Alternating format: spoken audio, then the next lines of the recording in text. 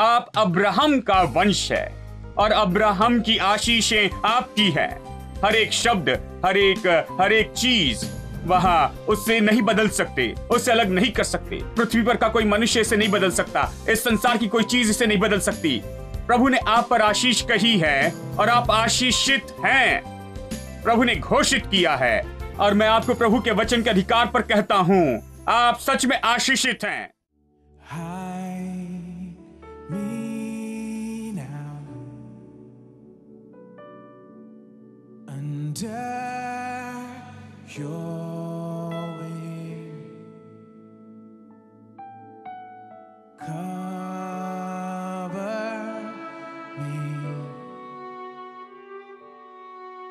Within your mighty hand, when the ocean rise and thunders roar, I will soar with you above the storm. Father, you are king over the flood. I will be still, know you are God. I will be still, know you are God. Find rest, my soul, in Christ alone.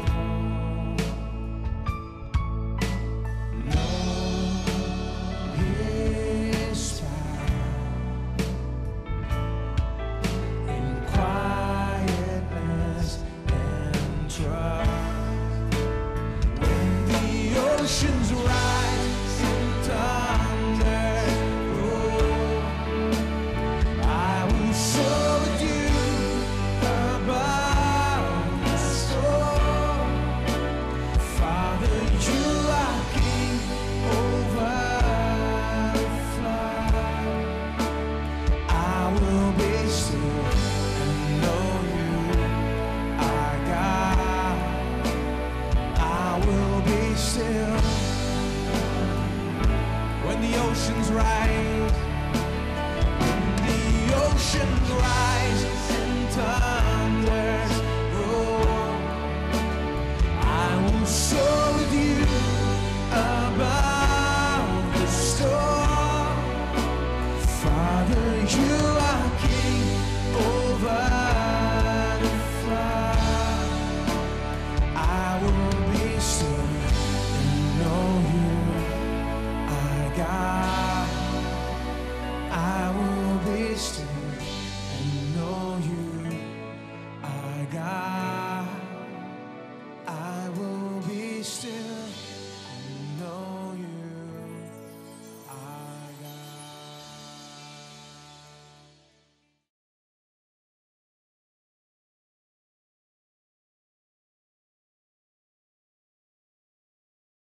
गलातियों अध्याय 3 वचन 13 और 14। मसीह ने जो हमारे लिए श्राप बना, हमें मोल लेकर व्यवस्था के श्राप से छुड़ाया है, क्योंकि लिखा है, जो कोई काठ पर लटकाया जाता है वो श्रापित है। यह इसलिए हुआ कि अब्राहम की आशीष मसीह यीशु में अन्य जातियों तक पहुंचे और हम विश्वास के द्वारा उस आत्मा को प्राप्त करें जिसकी प्रतिज्ञा हुई। हम प्रभु की आशीष इस विषय पर सिखा रहे हैं और मैं आपको दिखा रहा हूं कि कैसे परमेश्वर की आशीष को समझने के लिए हमें अब्राहम की आशीष समझनी होगी, क्योंकि परमेश्वर ने अपनी आशीष को प्रकट करने के लिए जो वो सारी मनुष्य जाति पर लाना चाहता है, उसने अब्राहम नामक व्यक्ति को चुना और जानबूझकर उससे असीमित आशीष दी कि बाकी संसार को दिखा सके। उसने उसे शोपीस बनाया संसार के सामने कि परमेश्वर हर एक के लिए क्या चाहता है। यह उसके लिए नहीं था और यहूदी लोगों के लिए ही, यह सब के लिए है। इसलिए हमने यहां पर पढ़ा कि अब्राहम की आशीष अन्य जाति पर आ सके, इसलिए यीशु क्रूस पर हमारे लिए श्राप बनकर मर गया हमारे लिए, क्योंकि उद्देश्य था कि अब्राहम की आशीष हर एक पर आ सके।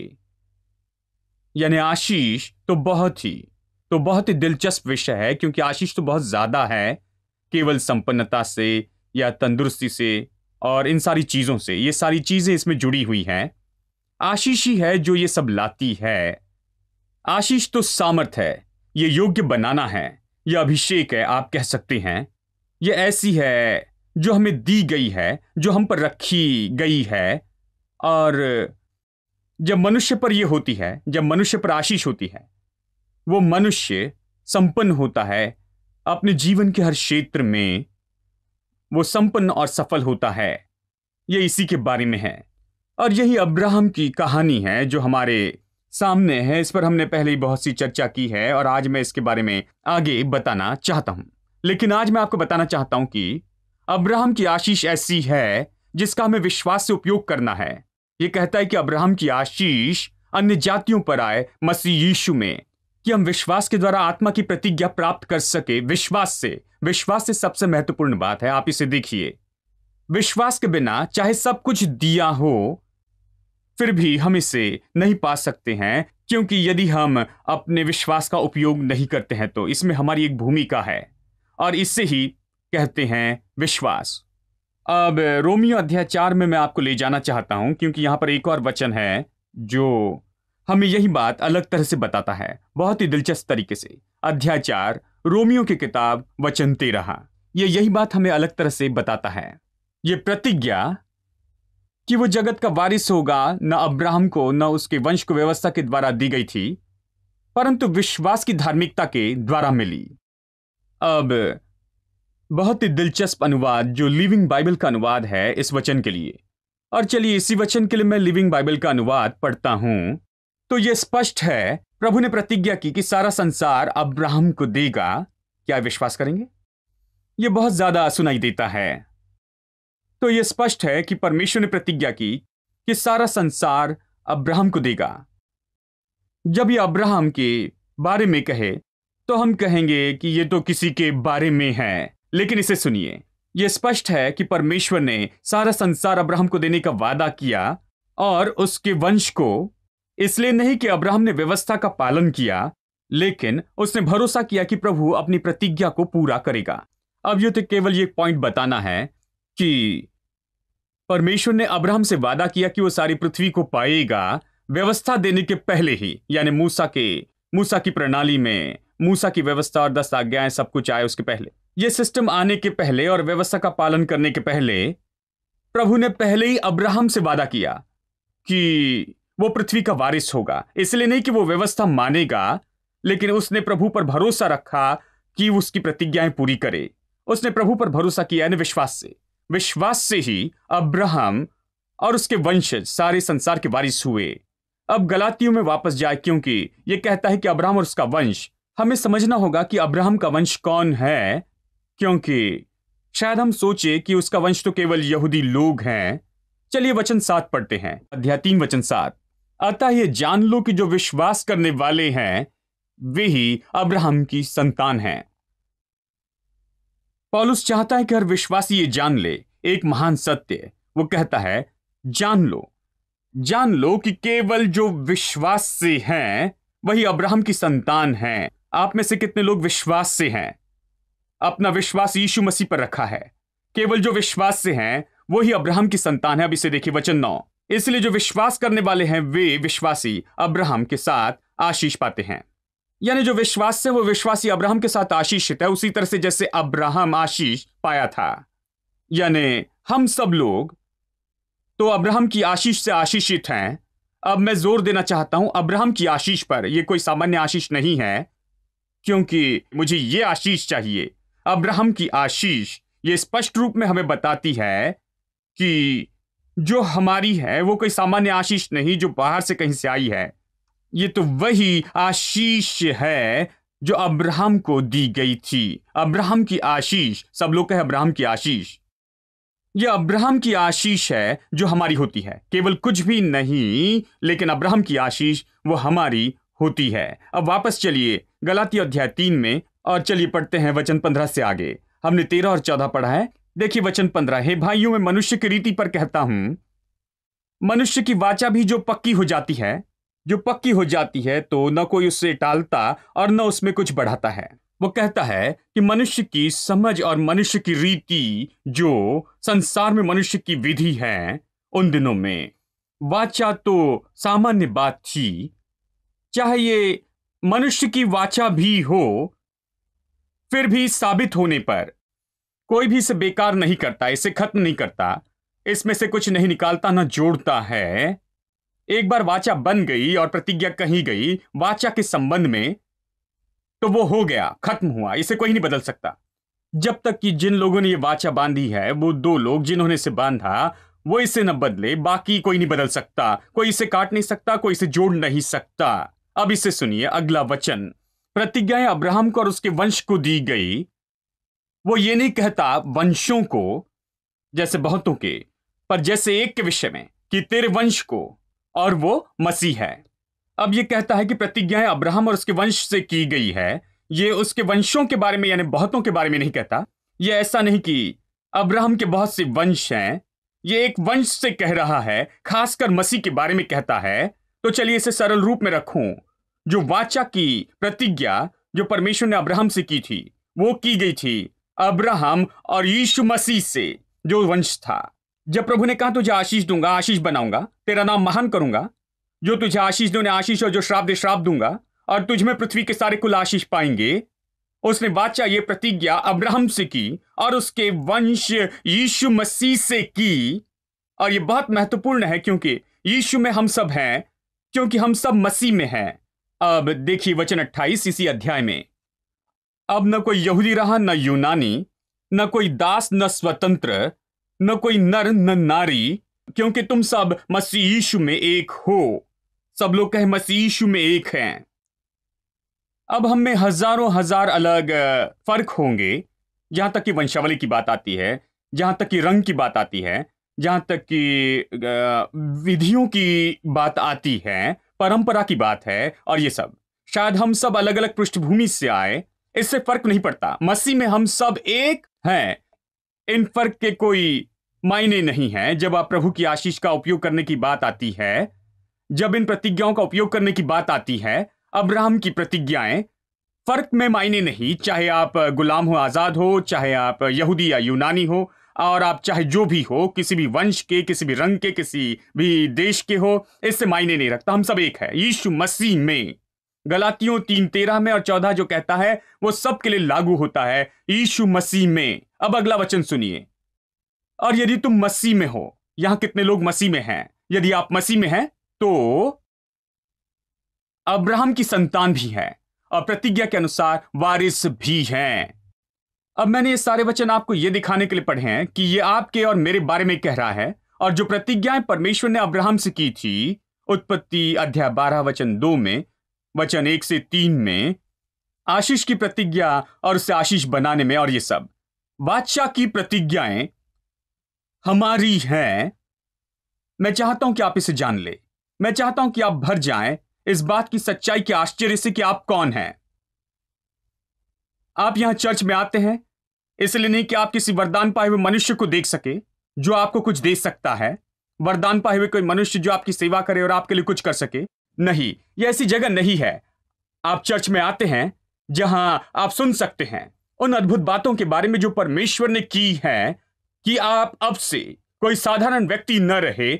आप केवल मांस और लहू नहीं हैं, आप अब्राहम के वंश हैं, और आप तो भागी हैं या मालिक हैं उन हर चीजों के जो प्रभु ने अब्राहम से वादा किया था। आप मालिक हैं, आप इसके मालिक हैं, आप वो व्यक्ति हैं। आप खुद को देखें। क्या आप खुद को देख रहे हैं? क्या आप खुद के बारे में आश्चर्य से भरे हुए हैं कि आप कौन हैं? आप साधारण व्यक्ति नहीं हैं, आप अब्राहम का वंश है, और अब्राहम की आशीषें आपकी हैं। हर एक शब्द, हर एक चीज वहां उससे नहीं बदल सकते, उससे अलग नहीं कर सकते। पृथ्वी पर का कोई मनुष्य इसे नहीं बदल सकता, इस संसार की कोई चीज इसे नहीं बदल सकती। प्रभु ने आप पर आशीष कही है और आप आशीषित हैं। प्रभु ने घोषित किया है, और मैं आपको प्रभु के वचन के अधिकार पर कहता हूं, आप सच में आशीषित हैं। विश्वास करिए ना करे, आप आशीषित हैं। अच्छा है कि आज से विश्वास करने लगे दोस्तों, आशीषित हैं। अब बात तो यह है, लोगों को अब्राहम की आशीष में चलने में समस्या है। हालांकि ये इतनी निश्चित है, ये इतनी स्पष्ट है। मैंने इसके बारे में इतने वचन पढ़े हैं, बस ये स्पष्ट करने के लिए कि आप वो व्यक्ति हैं, आप आशीषित हैं, और यीशु क्रूस पर मरा कि ये आशीषें आपकी हो जाएं। आप अब्राहम के वंश हैं और आप आशीषित हैं। लेकिन बात तो ये है, लोगों को अब्राहम की आशीष पर विश्वास करने और उसमें चलने में समस्या होती है। अब खासकर मैं संदर्भ बताना चाहता हूं, आर्थिक संपन्नता और भौतिक आशीषें हम देखेंगे। अब अब्राहम की आशीष में बहुत सी चीजें हैं। ये तो आत्मिक, भौतिक, मानसिक, भावनात्मक, परिवार की आशीषें, हर तरह की आशीषें हैं। ये जीवन के हर क्षेत्र के बारे में हैं। लेकिन मैं बताना चाहता हूं इसके भौतिक दृष्टिकोण के बारे में, क्योंकि बाइबल इसके बारे में बहुत बताती है। बाइबल भौतिक आशीषों के बारे में बहुत कुछ बताती है, क्योंकि मैं सोचता हूं प्रभु युक्ति जानता है। वो जानता है कि यही बात है जो सबसे जरूरी है। आप आशीष के बारे में कहते हैं और आशीष नहीं देख सकते यदि वो और किसी रूप में है तो। लेकिन जब आशीष भौतिक रूप में होती है तो इसे स्पष्ट देख सकते हैं। और यही तो कारण है कि क्यों परमेश्वर ने, प्रभु ने अब्राहम को इतनी भौतिक आशीषें दी हैं। क्योंकि परमेश्वर इस संसार में भौतिक धन रखता है और प्रभु ने अब्राहम को आशीष दी, क्योंकि पाप इस संसार में आया था और उसने मनुष्य के सम्मान को नीचा किया और उसे शर्म में लाया, गरीबी में, और मनुष्य का बहुत नुकसान किया। और एक काम जो प्रभु करना चाहता है, मनुष्य को अपनी ओर लाने के लिए, वो उसका सम्मान वापस देना चाहता है। और एक तरीके से वो इसे करता है कि वो खुद को उसके संबंध में रखे। और जब परमेश्वर के साथ संबंध में वापस आता है, इस तरह आप हर भली चीज के स्रोत में संबंध में आते हैं और इसलिए आपको आशीष पानी ही होगी। आपको भली चीजों की कमी नहीं होगी, आपको आशीष पानी ही है। यही सारी चीजों का सार है। यहां पर लोगों को यह मुश्किल लगता है कि अब्राहम की आशीष में चले, क्योंकि वो जो धोखा शैतान ने इस संसार में लाया है, वो लोगों को अब्राहम की आशीष में चलने से रोकता है। बहुत से लोग निश्चित है कि अब्राहम की आशीष तो भौतिक आशीषें नहीं है, भौतिक आशीष आज के लिए नहीं है। तो वो सच में इसके बारे में बहुत सहमत है। चाहे मैं कितना भी प्रचार करूं इस संसार में, बहुत से लोग फिर भी सहमत होंगे और वो मजबूती से सहमत होंगे कि भौतिक चीजें आज के लिए नहीं हैं, क्योंकि शैतान ने ओवरटाइम काम किया है धोखा देने में और लोगों को धोखे में लाने में। जहां उसने उन्हें विश्वास करने लगाया कि ये उनके लिए नहीं है कि वो इसमें चल सके। क्या ये शर्म नहीं कि लोग हमेशा कमी और घटी में होते हैं और ऐसे जिए उससे कम जो होना चाहिए और अपने जीवन में परमेश्वर के उद्देश्यों को पूरा ना करें, हमेशा कमी और घटी में रहते हैं और इस तरह से जीते हैं। शैतान ये पसंद करता है जब तक वो प्रभु के उद्देश्य को बर्बाद करता है। जानते, मैंने एक बात पाई है, चलिए इस तरह से बताऊं, मैं सोचता हूं ये समझने में मदद करेगी। लोगों को सच में संपत्ति में कोई समस्या नहीं है। चलिए मैं फिर से कहूं, लोगों को सच में संपत्ति के बारे में समस्या नहीं है। हर कोई इसके बारे में कह रहा है। हर कोई अच्छी नौकरी चाहता है, हर कोई अच्छी जगह चाहता है, हर कोई और ज्यादा पैसा कमाना चाहता है और उनके लिए और चीजें संभव करना चाहता। अच्छा घर हो, बच्चों के लिए अच्छी चीजें हो, अच्छी पढ़ाई हो बच्चों के लिए, बेहतर जीवन हो उनके लिए जीवन की उत्तमता और ये सब। यानी किसी को सच में संपत्ति में कोई समस्या नहीं है। ये झूठ है कि विश्वास करें कि दुनिया में ऐसे लोग हैं जो इसे नहीं चाहते हैं। मैं ये विश्वास नहीं करता। हर कोई इसे चाहता है, जिसमें विश्वासी भी हैं जो दावा करते हैं कि उन्हें नहीं चाहिए। मैं आपको गारंटी देता हूं वो इसे चाहते हैं। वो सब इसे चाहते हैं, क्योंकि मैं उन्हें हर समय देखता हूं। वो बातें करते हैं कैसे ये उनके लिए नहीं है, वो इस पर विश्वास नहीं करते और ये सब। लेकिन बाहर वो अच्छी नौकरी ढूंढते हैं, आसमान की ऊंचाइयों पर जाना चाहते हैं, कहीं जाना चाहते हैं, संसार के किसी भाग में पैसा कमाकर अच्छे से रहना चाहते और बहुत ज्यादा कमाना चाहते हैं, अपनी जरूरतों से भी बहुत बढ़कर। मतलब वो जैसे तैसे गुजारा नहीं करना चाहते, उन्हें सच में और भी चाहिए, बहुत ज्यादा चाहिए और ये सब, और इसे अच्छा करना चाहते और वो दूसरों के लिए आशीष हो जाए और दूसरों को दे सके और ये सब, और दूसरों की मदद करे और सब, चाहे जो भी अच्छा कारण हो। जानते, वो सब चाहते हैं। इसलिए मैं आपसे कहता हूं कि लोगों को सच में संपत्ति के साथ कोई समस्या नहीं है। उन्हें यही समस्या है, परमेश्वर को संपत्ति के साथ जोड़ने में। वो पसंद नहीं करते कि मैं बाइबल से वचन पढ़ूं और कहूं कि प्रभु की आशीष ही धनी बनाती है। उन्हें धन के बारे में कहना पसंद है। वो चर्चा करना चाहते हैं कि कैसे 3 नौकरी करते और बहुत पैसा कमाते, कि वो अपनी तंदुरुस्ती बर्बाद करते, अपनी पत्नी को खोते हैं और अपने अपने बच्चों पर के नियंत्रण को खोते हैं, और ये सब कुछ गड़बड़ी में जाता है। लेकिन वो घमंड करते हैं कि वो पैसा कमाते हैं। वो बताते हैं कि कैसे कितना पैसा कमाया, उन्होंने ढेर लगा दिया, कैसे उन्होंने करोड़ों और लाखों रुपए कमाए हैं और कैसे कमी नहीं है, और कैसे उन्होंने ये कर दिखाया। उनके लिए कहना सही है। लेकिन जब आप उन्हें बताते हैं कि आपको पसीना नहीं बहाना है, पत्नी नहीं खोनी है, बच्चे नहीं खोने हैं, खुशी नहीं खोनी है, आपको बाकी सारी चीजें, जीवन की सारी अच्छी चीजों को नहीं खोना है, फिर भी प्रभु आपके हाथों के कामों को आशीष दे सकता है, और प्रभु इसे आशीष देगा, और प्रभु की आशीष आपको धनी बनाएगी। आपका पसीना नहीं, आपकी कड़ी मेहनत नहीं, आपका दिन भर का काम नहीं, लेकिन प्रभु की आशीष आपको धनी बनाएगी। जब आप ये कहते हैं तो वो परेशान होते हैं। हमें यही तो पसंद नहीं सैम चलोदराई के बारे में। वो संपन्नता के प्रचारक है, देखिए, वो हमेशा संपन्नता के बारे में ही कहते रहते हैं। खैर, यदि आप सोचते हैं कि मैंने छोड़ दिया, मैं इसमें वापस आया हूं।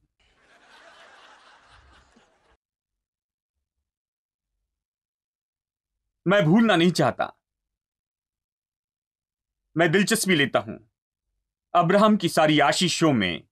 मैं इसके बारे में और जानना चाहता हूं, और मैं शैतान के झूठ पर विश्वास करने से इनकार करता हूं। मैं अपने कान उसकी ओर सुनने से इनकार करता हूं, अब से आगे उसके हाथों में अब से नहीं। मैं शैतान के झूठ के सामने झुकने से इनकार करता हूं कि ये विश्वास करूं कि ये मेरे लिए नहीं है।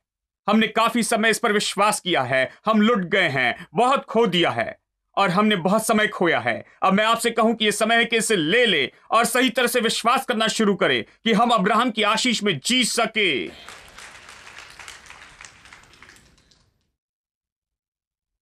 जो लोग सोमवार से शनिवार तक यही कहते हैं, हम पैसों के बारे में कहते हैं कि कैसे निवेश करें, इस हफ्ते कौन से स्टॉक लिए और ऊपर गया और क्या नीचे आया, और जानते हैं, वो हर चीज के बारे में कहते हैं। सोमवार से शनिवार वो सही होते हैं, लेकिन रविवार को वो बाइबल उठाकर चर्च में जाते हैं और चेहरे बदल जाते हैं, सब कुछ बदल जाता है। कहते हैं अभी संपन्नता के बारे में नहीं कहना, वो वचन नहीं पढ़ना, इन चीजों के बारे में नहीं कहना, क्योंकि हम पवित्र पवित्र पवित्र लोग हैं। रविवार के बाद वैन राह देखती है, रियल एस्टेट के लोग उन्हें ले जाते हैं कि जमीन खरीद लें, और आप देखते हैं कि बहुत से विश्वासी लोग चर्च से ही जाते हैं। हम कोई जमीन देख रहे हैं भाई, हमने कुछ पैसा जमा किया है, इसमें निवेश कर रहे हैं, वहां पर थोड़ा निवेश, ताकि जानते हैं मैंने 2 साल पहले जो निवेश किया था अब 10 गुना ज्यादा हो गया है। भाई, मैं इन बातों में विश्वास करता, बस ऐसे ही करते हैं। रविवार के दिन इसके बारे में कुछ नहीं कहना। हमें रविवार को ये पसंद नहीं, क्योंकि रविवार के दिन मैं सोचता हूं थोड़े पागल होते हैं, उनका मन, सोचता हूं उनके मन में कुछ होता है, मसीह स्विच ऑन होता है, कोई कुछ ऑन कर देता है, वो अलग हो जाते हैं। ओ, हम इन चीजों को पसंद नहीं करते। तो फिर वो आकर कहते हैं हम कुछ अद्भुत गीत गाते थे, जमीन नहीं चाहिए, घर नहीं चाहिए, कुछ नहीं चाहिए। गीत कहता है कि हमें कुछ नहीं चाहिए, जमीन नहीं चाहिए, घर नहीं चाहिए, पैसा नहीं चाहिए, कुछ नहीं, हमें कुछ नहीं चाहिए, केवल स्वर्ग चाहिए। और जैसी सभा खत्म होती है वो लाइन में खड़े होते हैं कि वैन में जाए और जमीन खरीदे। मैं उनमें से कुछ से पूछता हूं आप ऐसा क्यों करते? आपने चर्च में एक गीत गाया था। वो कहते भाई वो चर्च के लिए है, अब हम यहां पर हैं जहां पर असलियत होती है। अब हम असलियत में आ रहे हैं।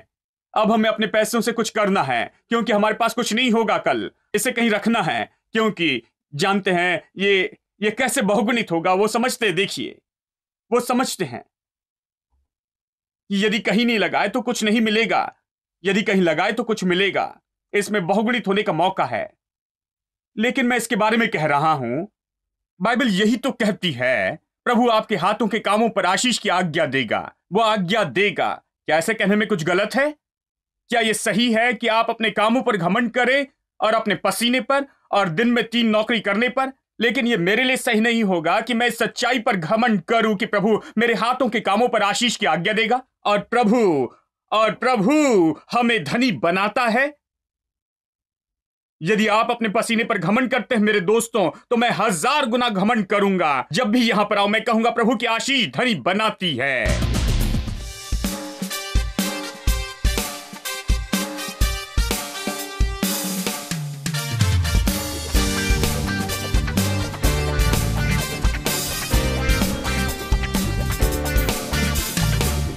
Reaching for the prize, I'm giving everything. I give my life for this, it's what I live for. Nothing will keep me from all that you have for me. You hold my head up high, I live for you. Greater is He that's living in me, He that is in the world. Faith, I can move the mountain, I can do all things through Christ.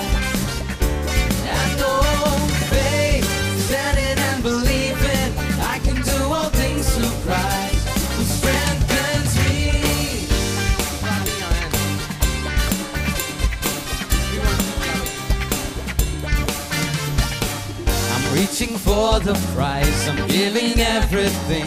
I give my life for this, it's what I live for. Nothing will keep me from all that you have for me. You hold my head up high, I live for you. Greater is He that's living in me than he that is in the world. Faith, I can move the mountain, I can do all things through Christ. I know faith, standing and believing, I can do all things through Christ who strengthens me. Faith, I can move the mountain, I can do all things through Christ. I know faith, standing and believing, I can do all things through Christ who strengthens me. Keep clapping your hands.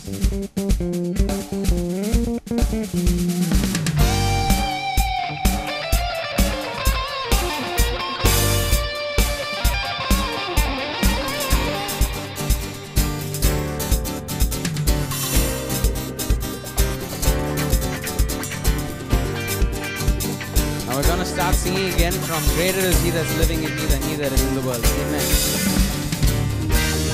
Greater is He that's living in me than he that is in the world.